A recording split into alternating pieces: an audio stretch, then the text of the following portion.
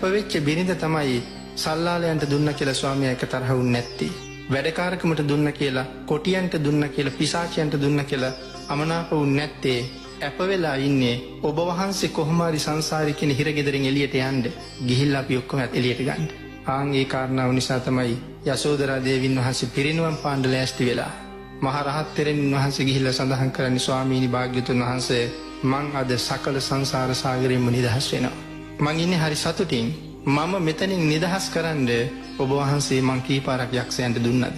ඔබ වහන්සේ මං කී පාරක් සල්ලාලයන්ට දුන්නද? ඔබ වහන්සේ මං කී පාරක් මිනි කන මිනිස්සුන්ට, කොටියන්ට, යක්ෂයන්ට දුන්නද? නමුත් ඒ එකම ආත්මයකවත් අපි තරහ වුණේ නැහැ ඔබ වහන්සේත් එක්ක. ආන් ඒ තරහ නොවීමේ ප්‍රතිඵලය තමයි අද මමත් සංසාරේ කියන හිරගෙදරින් එළියට යනවා. ඔබ වහන්සේ කොහොමත් හිරගෙදරින් එළියේ ඉන්නේ. ඒ හින්දා මේ හිර කුඩුවේ ඉන්න අය ටික ටික ඔබ වහන්සේ නිදහස් කරනවා.